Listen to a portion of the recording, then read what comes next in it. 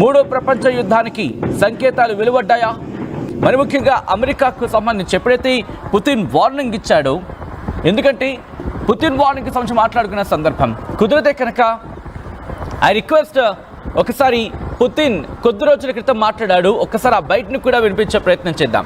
దాంతోపాటు పుతిన్ కొద్ది రోజుల క్రితం ఏమన్నాడు?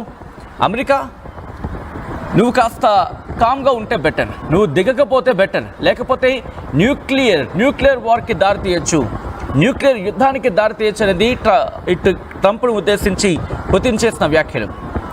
ఆ తర్వాత న్యూక్లియర్కి సంబంధించి మాట్లాడుకున్న సందర్భంలో వాళ్ళకి తయారు చేసుకునే హక్కు ఉంది, అది వాళ్ళ దేశం కోసం, దాంట్లో తప్పే ఉంది అంటూ చెప్పుకొచ్చాడు on the platform Putin. So ఈ క్రమంలోని ఇప్పుడు అణ్వాయుధాలకు సంబంధించి సమయం ఆసన్నమైందా? ఇటు న్యూక్లియర్ వార్కి పిలుపునిచ్చాయా? రష్యా న్యూక్లియర్ వార్ని సిద్ధం కాబోతోందా?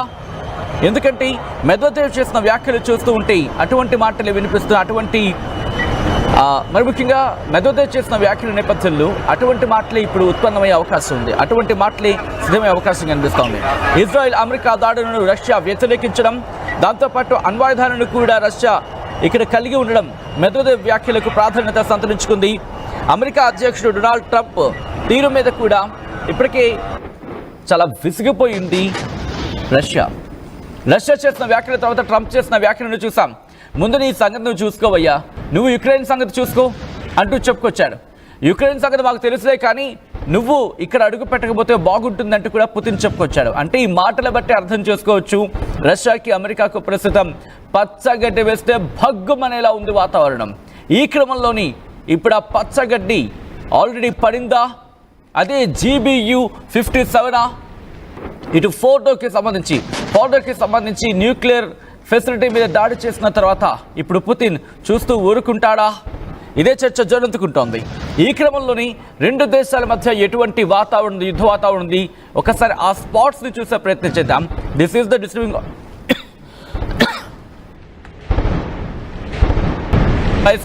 ఈ కథలు కూడా కాస్త కలవరపరచచ్చు, దీనికి సంబంధించి తగిన జాగ్రత్త తీసుకోవాలని RTV సూచించడం జరుగుతోంది. ఇటు రెండు దేశాల మధ్య ఎటువంటి యుద్ధ వాతావరణం చూద్దాం, ఆ తర్వాత ఇన్ డీటెయిల్గా మాట్లాడుకుందాం.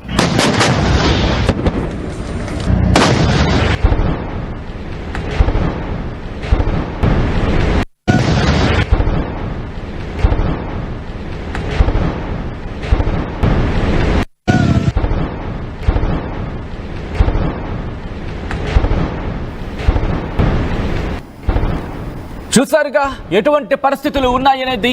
ట్రంప్ చేసిన ట్వీట్ కూడా మరి ముఖ్యంగా సంచలనంగా మారింది. ఏమన్నాడు ట్రంప్ ఆ సందర్భంలో? ముందు ఇరాన్కి సంబంధించి మాట్లాడడం కాదు, కానీ ఇరాన్ని ఇజ్రాయెల్కి మధ్య మధ్యవర్తిత్వం వహిస్తానని అంటూ కూడా పుతిన్ చెప్పుకొచ్చాడు. సరే, ఇక్కడ ఒకసారి పుతిన్ చెప్పిన వ్యాఖ్యను నేను చెప్పే ప్రయత్నం చేస్తాను. ఇజ్రాయెల్కి ఇరాన్కి మధ్య నేను మధ్యవర్తిత్వం వహిస్తాను, నువ్వు కలగ చేసుకోకుండా ఉంటే బాగుంటుంది అని అర్థం వచ్చేలా వ్లాదిమిర్ పుతిన్ చెప్పుకొచ్చాడు. అయితే ఎందుకంటే మాకు రెండు దేశాలతో సత్సంబంధాలు ఉన్నాయి, రెండు దేశాలు కూడా మాకే వ్యతిరేకం కాదు, రెండు దేశాలతో మాకు సత్సంబంధాలు ఉన్నాయి, కాబట్టి నేను సాల్వ్ చేస్తాను, నాకు ఆ సత్తా ఉంది అంటూ కూడా రష్యా అధ్యక్షుడు వ్లాదిమిర్ పుతిన్ చెప్పుకొచ్చాడు.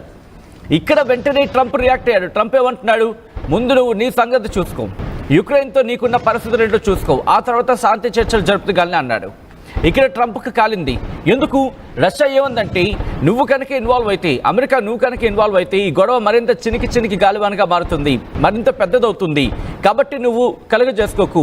నువ్వు కనుక కలుగజేసుకుంటే ఇక్కడ యుద్ధం తీవ్రతరమయ్యే అవకాశం ఉంది, ఈ యుద్ధం అణుయుద్ధానికి దారితీసే అవకాశం ఉందంటూ కూడా రష్యా అమెరికాకు చెప్పుకొచ్చింది. కానీ ఇక్కడ పుతిన్ విన్నాడా లేకపోతే ట్రంప్ విన్నాడా?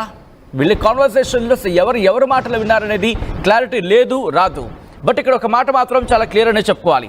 ఎందుకంటే పుతిన్ చేసిన వ్యాఖ్యల తర్వాత ట్రంప్ రియాక్షన్ చాలా గట్టిగా ఉండింది. ఏకంగా ఇరాన్ మీద దాడికి పాల్పడేంత వెళ్ళిపోయింది.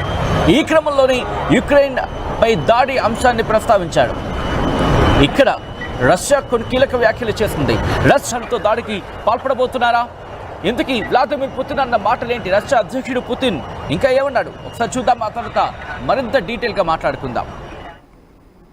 Relations between Russia and Iran. We support Iran in its struggle for its legitimate interests, including the interests with respect to peaceful uses of the atomic energy. And this has always been our position. This is our principled position, including in this conflict. It has never changed.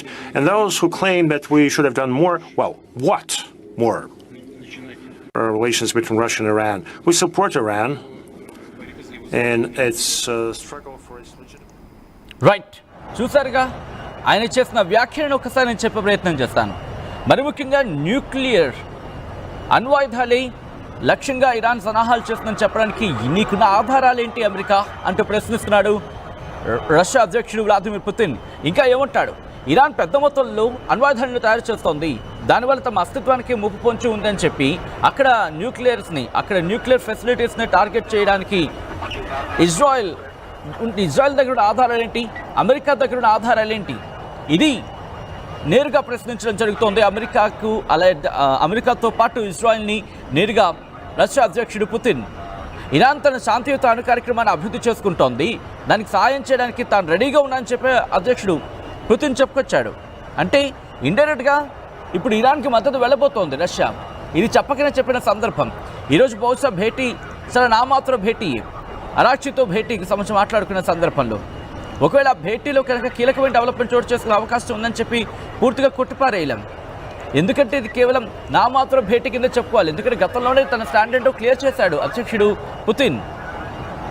So ఈ నేపథ్యంలో ఇప్పుడు అణ్వాయుధ యుద్ధానికి Russia ఊకొడుతుందా, Russia okay చెబుతుందా, చెబితే అప్పుడు ఎటువంటి పరిణామాలు చోటు చేసుకుని ఉంది అనే అంశానికి సంబంధించి డీటెయిల్గా మాట్లాడుకునే ప్రయత్నం చేద్దాం.